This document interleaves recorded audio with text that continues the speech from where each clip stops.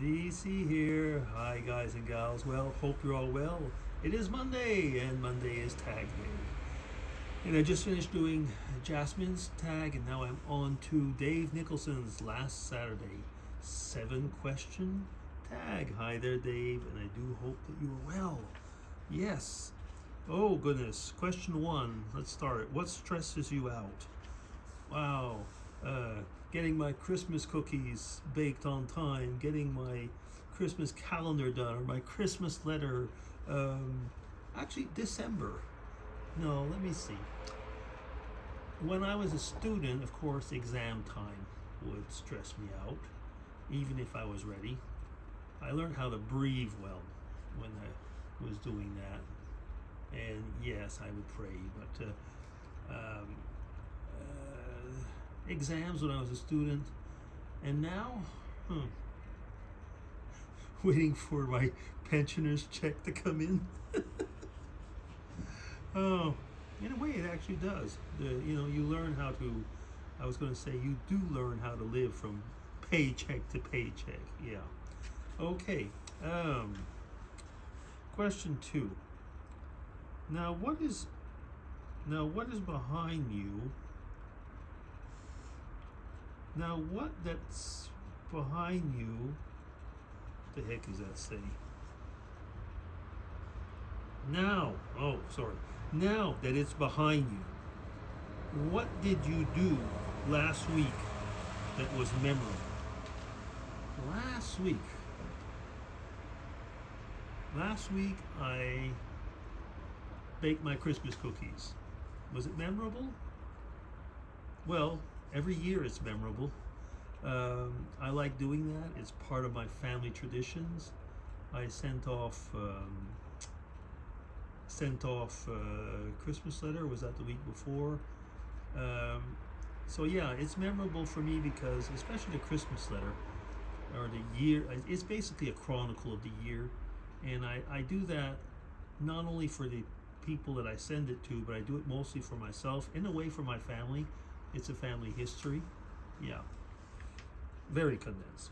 Okay, that's question 2, which I barely managed to read. It's starting to get dark here. Question 3.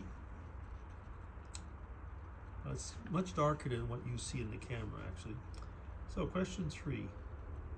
Where do you spend most of your time while you're awake? Well, now that I'm not working anymore, I would say in the house. But where in the house? Partly in my office, and we did say in the house, didn't we? Where do you spend most of the time when you're awake? So at home or when I'm out, I try to go out walking, but most of the time, well, a lot in front of the computer, or sitting on I was going to say, on one of our comfy sofas, and armchairs, and reading different things. Very often on the computer, on my iPad though. So not very exciting, but that's pretty much how it is now. Yeah. Maybe these were made for people that weren't retired, I suppose. What makes someone a hero? That's the question.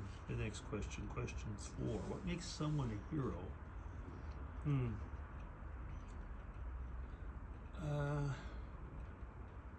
Selflessness is one thing. So selflessness is usually most often it's part of kindness, part of a good person, doing things for others, doing things for the community. That's pretty much what would make someone a hero. I think it's selflessness, and usually selflessness is accompanied with a humble heart. So yeah, so those things put together would usually make a person a hero. Now let me see. I can barely read this now. When in your life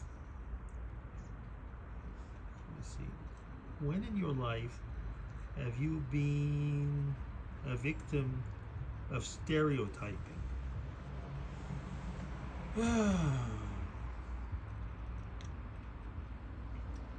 know, it might be. I'm trying to think of one situation when I was in Oxford, and we were in the prof's study, and we had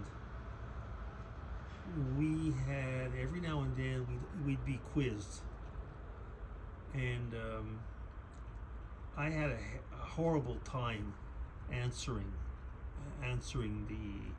the quiz. It was something that I had not seen or studied very well, or very much actually. It wasn't part of the curriculum at the university that I came from, and the people that had been, students at Oxford acted in a way that was basically, well, what do you expect, from where he came from, this type of thing. So stereotyped as being from the well, we would say being stereotyped as a lower class idiot, probably.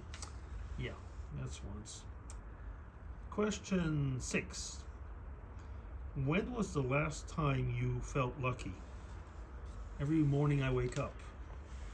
I do. I look around. I see my wife. I think of my family. I look at where I live, and I think of my life. I thank my God, and I think I'm lucky. Yeah. Every day that I get up. That's the last time I felt lucky. Question 7 and last.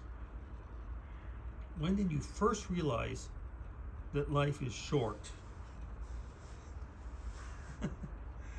I'm thinking I was probably 5 going on to 6. Yeah, really. Where I realized I had to start going to school, and there was no kindergarten, by the way, for those of you who are wondering. No, we went directly into first grade. And I remember thinking, like, the good days are over. Yeah, I know. That's really weird, but that's the way it was. I remember that, thinking the good days are over. And life was all of a sudden short. That I was not going to be able to be free anymore. So life had become short. But another time that I've realized how life has become short is actually since I'm retired. I can barely believe it's already been over 3 years that I'm retired. It's went way faster than anything before, and I keep thinking, like, no, I wanted to go slow now. I wanted it to take your time. No, life is short. Yeah, when you get at my age, you do certainly realize that life is short. You don't think of, like, oh, in 30 years, because then all of a sudden you realize, wait a minute, 30 years.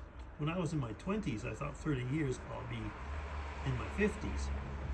Now I'm 68. 30 years? 98? Who knows? Maybe.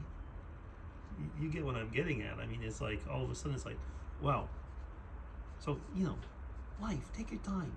Yeah. Unless that, we all go to heaven at the same time. Yeah. That's another discussion. Okay. And I can barely read anything anymore, so it's time to say DC signing off. Take care, everybody, and I hope that you are all well. Bye-bye. Thank you, Dave.